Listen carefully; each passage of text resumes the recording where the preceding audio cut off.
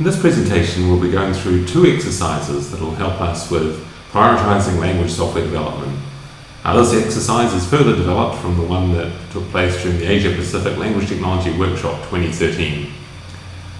This at the moment is just a draft, it's not the finished thing, mainly for the software development team, so have a look and see what you think.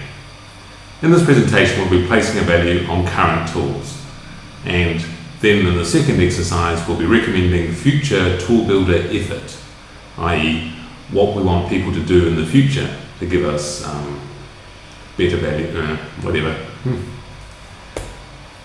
Okay, so there's three main parts to this talk. First, I'll just go through a bit of an introduction about why we want to do this, why we want your involvement in our project prioritization. Secondly, we'll be looking at placing a value on the current tools, how our current tools provide value to you right now in what you're doing. And thirdly, we'll ask for your input in recommending future effort of the language software development teams. So first, just a brief introduction and background to what we're doing and why. Firstly, the language software teams. There's 4 language software teams around the world, based in Dallas, Waxhaw, Calgary and Thailand. And we exist to lend a helping hand. We exist to provide language teams with the tools that they need to do the tasks that they do. When we help others achieve their dreams, we'll achieve ours. Okay, working together with a software development team is a little bit different than you might expect. Products are made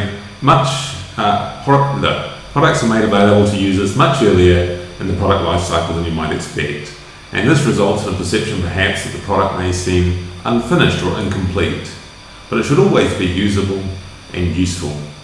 Effectively, work continues on the house while you're still living in it.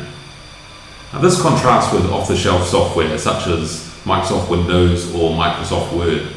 The builders have left the building, it's a finished product. So when you buy it off the shelf, it's a complete house, it's ready to go. So there's quite a difference there. The software development teams in SIL like to release early and release often. That way you start realizing the value of the product at the earliest possible opportunity. So, placing a value on current tools. Tasks change, what people are doing around the world changes, so it's good to take a moment to reflect on the tools that are available now and how useful they are to what you do now. So what's important to you is important to us. We need to know what technology is important to you in your context at this time. So we'll do an exercise using Google Docs where you place a value against existing products and technologies. So how should we think about value? Well, tools are used for performing tasks. So while you're doing this exercise, consider what tasks that your group is performing right now. So this will influence the tools that you should consider important right now for the work that you do. Throughout the exercise, just remember, assigning a low or even no score to any particular tool doesn't mean that it has no value. It simply means that it adds little value to the tasks you do at this time. So do feel free to assign no value at all to some tools. It's contextual. So this exercise, we're going to use Google Docs and it may take around about 30 minutes to do. So we have this URL here. You'll need a browser and we'll browse to that in a minute. And inside the Google document there's instructions also. So the first part of this task is to review the product names and their summaries. Find out about the products, links are included, and even if you feel that we've missed an important and existing product, do add it to the bottom of the list. Then you find the column that corresponds to your group, and you have 30 points to spend on valuing the products that are useful to your group, but spend no more than 15 points per product. I'll explain this again when we get to the spreadsheet, so we'll do that now. So here's the spreadsheet. There's instructions up here, the column that says instructions, basically a restatement of what we just saw. So we want to pick a currently unused group along row 4, and put the name of your group there, just something so we can tell who you are or what your group relates to. Then we want to review the products in column A down here.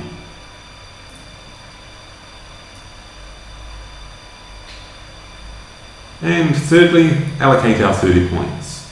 So here we go.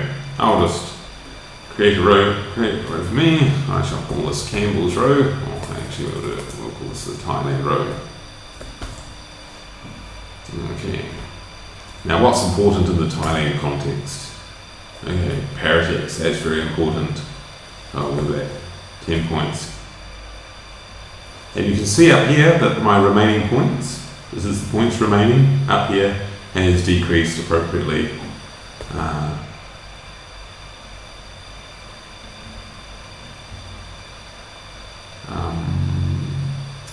We do a lot of flex, but maybe we'll make this 15. We really do all this stuff. And we'll make that 10. That gives me 5 points left.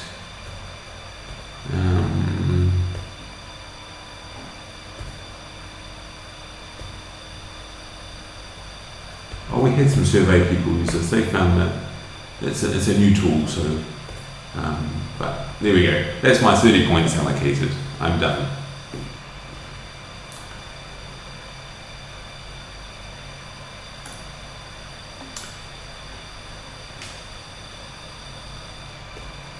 Okay, let's move on to recommending how we would rather see the future effort of software developers spent.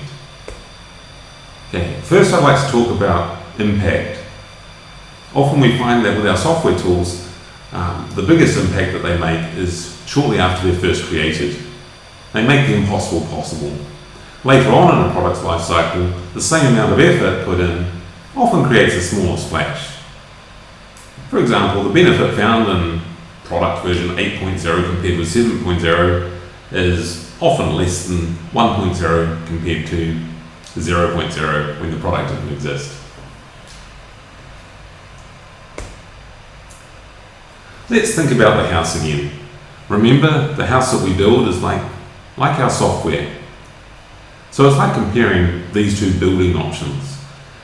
Option 1, building an extra bathroom, and we've got 2 already.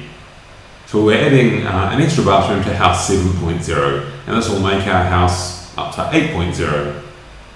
Outside the house, we notice some people waving placards that state, literacy matters. They're asking for literacy house 1.0. Only 1 room, but it's the first house of its kind. So this would be the second option. Option 2, build literacy house 1.0 for the literacy matters folk. That's the kind of comparison we want to make. We're not saying that the house 7.0 has no value at all. It's probably actually a very, very valuable house. But does it need more effort right now at this time? That's what we're asking you to consider. Let's look at this exercise. Okay, in a browser, we'll go to the Google document. Again, spend 15 minutes looking at the product names and their summaries. More info links if you feel you need more information on proposed future work for the product. Now remember, this is not about assigning value, but rather it's looking at proposed future work and saying, yes, this future work that hasn't been done yet is really important to what we do, and we'd like to see it happen sooner rather than later. Similarly to the last exercise, if you feel that we've missed an important tool, even if it doesn't exist yet, do please add it to the bottom of the list along with a brief description. Also email us at who, I'm not sure, somewhere, so that we can talk to you about the tool that we missed off the list. Again, as before, find a column that corresponds to your group, add your name in a blank one. You've got 30 points to spend on effort that will be put in to improve or create a new product that you need. And again, spend no more than 15 points per product. Okay, let's go to the Google document. Right, here we go. This is the Language Software Future Effort worksheet. Again, there would be one-line summaries here. More info would point to the project proposals, the 1 and 2 pages. They're in the prioritization framework. Now, again, appropriateness. Again, instructions for a refresher are here, and they basically restate what we've just said before. Okay, well, we believe that literacy matters, so we're going to assign 15 points to that. Okay. We're starting to publish a lot of dictionaries, so we'll give 5 points to that. Now note that we're still doing a lot of paratext. We still do that, obviously, but it seems good enough for most people. We're quite happy, so as long as no one gets rid of it, we're quite happy. But future effort, we're not too worried. Similarly for Flex on Windows, great product, love it, happy to have it remain. Please, no one get rid of it, but most people are happy with the features. This actually isn't true, by the way. If I was doing this for MSCA, I would actually be doing it a bit differently. But anyway, okay. Flex paratext integration, yes, that should be tied up with Flex Windows here, but this is something that's important to us, very much so, and we'd like to see some more work done on that, and Symphony should really be improved because it's quite useful, and we'd quite like to do some publishing.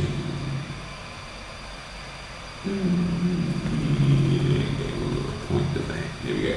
Okay, so that's us. Right, that's all. So, oops. There we go. Thank you very much for your input. It's very much appreciated.